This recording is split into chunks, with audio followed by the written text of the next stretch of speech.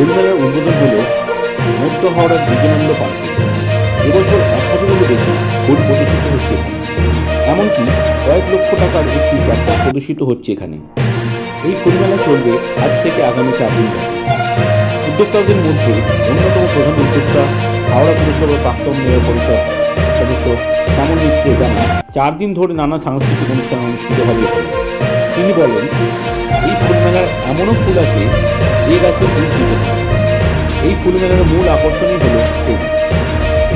রাজ্যের বিভিন্ন নামি দামি শিল্পীরা এই ফুলমেলায় অংশগ্রহণ করবে এই 4 দিন। এমনকি হাওড়া শিল্পীদের সম্মান জানানো হবে এই ফুল মেলায় বলে জানান সাংবাদিক। মেলার উদ্বোধনে প্রধান আকর্ষণ ছিল রাজ্য মন্ত্রিসভার গুরুত্বপূর্ণ সদস্য অরূপ রায়ের উপস্থিতি।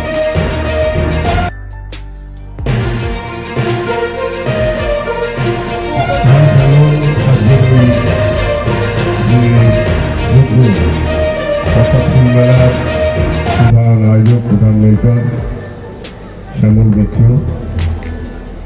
এখানে উপস্থিত আছেন আমাদের বিশিষ্ট নৃত্যশিল্পী আমার দীর্ঘদিনের দিদি রেখা মৈত্র। এখানে উপস্থিত আছেন আমাদের পাড়ার মেয়ে, কিন্তু এমন একটা বড় জায়গায় পৌঁছে গেছে আমাদের পাশের বাড়ি, কিন্তু আমরা জানতে পারিনি, পরবর্তীকালে জানতে পারলাম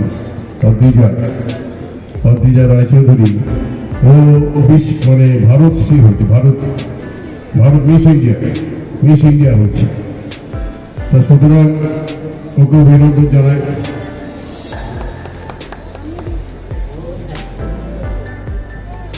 আমাদের বিশিষ্ট চিত্রাভিনেত্রী অভিনন্দন জানাই।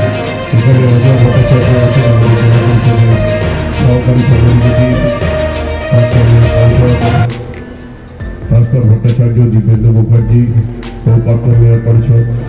এখানে সুভাষিস পাল আছে, এখানে কল্যাণ ঘোষ আছে আমাদের বিধায়ক, উপস্থিত আছে আমাদের সুমন ব্যানার্জি, অধ্যাপক সন্দীপন ব্যানার্জি, হাইকোর্টের আইনজীবী, হাওড়া জিপি মদন ব্যানার্জি আছেন